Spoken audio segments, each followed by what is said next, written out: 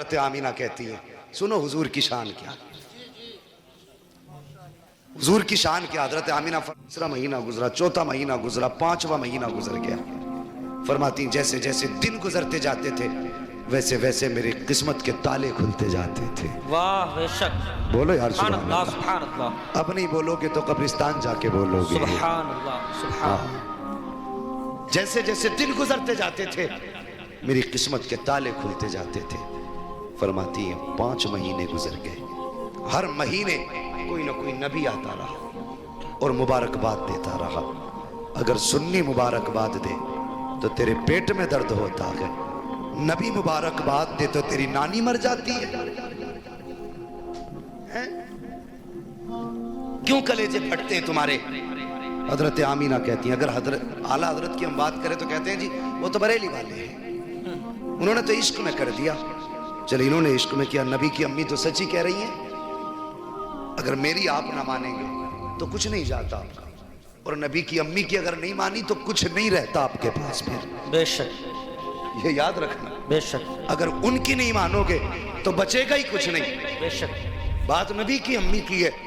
فرماتی ہیں 5 مہینے گزر گئے، ہر مہینے کوئی نہ کوئی نبی آتا رہا، مجھے مبارکباد دیتا رہا.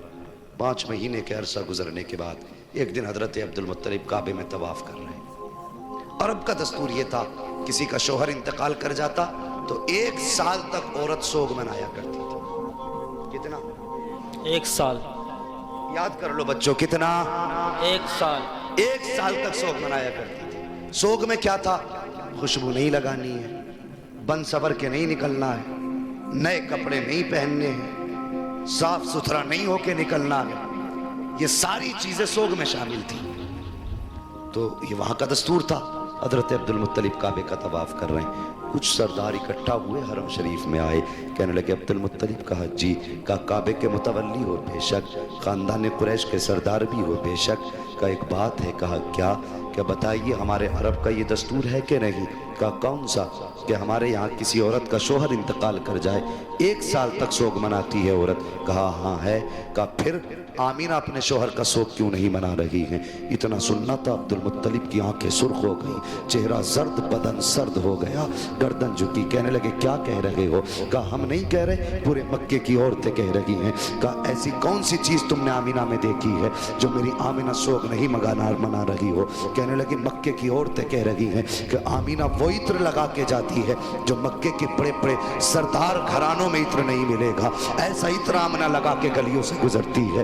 اتنا سننا تھا. عبد المطلب آئے ہیں حرم شریف سے، اپنے دروازے پہ آپ کی زوجہ حضرت فاطمہ نے شوہر کو آتے دیکھا، گردن جھکی ہے. کہتے ہیں سرتاج آج چہرہ اتر آ ہے، بات کیا ہے؟ عبد المطلب کہتے ہیں فاطمہ آج آمینہ کی وجہ سے میں شرمندہ ہو گیا ہوں. کہا سرتاج بات کیا ہے؟ کہنے لگے جاؤ آمینہ سے جا کر کے پوچھو اس نے میرے عبداللہ کا سوگ منانا کیوں چھوڑ دیا ہے، یہ عطر کیوں لگا رہی ہے، خوشبو کیوں لگا کے جا رہی ہے. اتنا سننا تھا. حضرت فاطمہ نبی کی دادی نے یوں ہاتھ جوڑے، کہنے لگی عبد المطلب میری اوقات نہیں ہے میں آمینہ سے جا کے سوال کر سکوں. کہا کس لیے؟ کہا کچھ دن پہلے یہی خیال میرے دل میں آیا تھا، میں گئی تھی پوچھنے کے لیے اور میں نے جا کے صرف لفظ آمینہ کہا تھا، اگلی بات تک نہیں کہی تھی. ایک نور اس کی پیشانی سے نکلا، میری پیشانی سے ٹچ ہوا، میں بے ہوش ہو کے زمین پہ گر گئی تھی. کہا مجھ میں اوقات نہیں ہے میں اس سے جا کے یہ بات پوچھ سکوں. عبد المطلب خود کیوں نہیں پوچھ لیتے؟ کہتے ہیں میں مرد ہوں،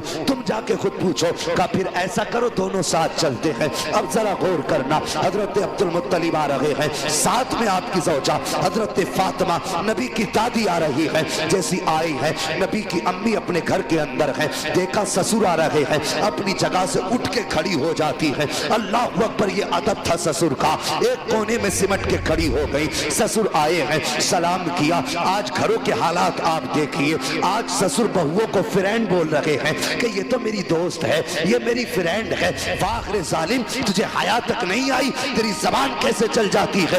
بیٹی کو فرینڈ بول رہا ہے، گلے میں ہاتھ ڈال کے دوستی کا دعویٰ کر رہا ہے۔ آؤ بہو تم بھی حیا سیکھو، نبی کی امی سے ادب سیکھو۔ جیسی سسر گھر میں آئے ہیں اٹھ کے کھڑی ہو جاتی ہے، سمٹ کے کونے میں آ گئی، بابا آ گئے ہیں۔ جیسی آئے ہیں، آنے کے بعد کہتے ہیں عبد المطلب، فاطمہ کا جی کا اس آمینہ سے پوچھو اس نے میرے بیٹے کا سوگ منانا کیوں چھوڑ دیا ہے؟ اللہ اکبر، پوچھنا تو چاہتے تھے لیکن سہارا حضرت فاطمہ کا تھا بیچ میں۔ اتنا سنا حضرت آمینہ کی چیخ نکل جاتی ہے، رو کے کہتی ہے ابا کیا کہہ رہے ہو؟ کیا میں نے عبداللہ کا سوگ منانا چھوڑ دیا ہے؟ کہتے ہاں بیٹی بتا تو صحیح، کیا تجھے میرے بیٹے کی جدائی کا درد نہیں ہے؟ اتنا سننا تھا، چیخ نکلی سیدہ آمینہ کی، رو کے کہتی ہے ابا آج تم نے میری دکھتی رگ پہ ہاتھ رکھ دیا ہے، کون سمجھ سکتا ہے میرے درد کو؟ جب سے عبداللہ گئے ہیں میری زندگی اجڑ گئی ہے، جب سے عبداللہ گئے ہیں میری خوشیاں روٹ گئی ہیں، جب سے عبداللہ گئے ہیں میں نے کھانا پیٹ بھر کے نہیں کھایا ہے، جب سے عبداللہ سے جدائی ہوئی ہے چین سے سوئی تک نہیں ہوں۔ اللہ اکبر، یہ عالم تھا۔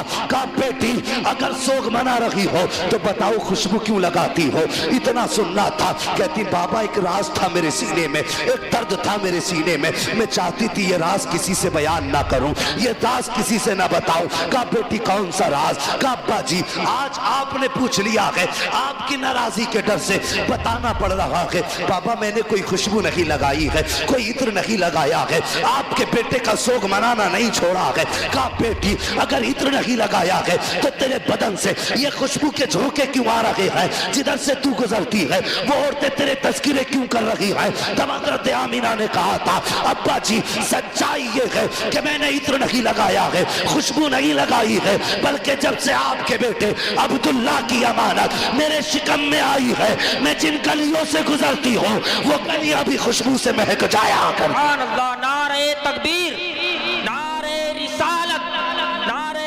رسالت، فیضان اعلی حضرت، فیضان سلامی، جشن عید میلاد النبی، آمد مصطفیٰ، عظمت مصطفیٰ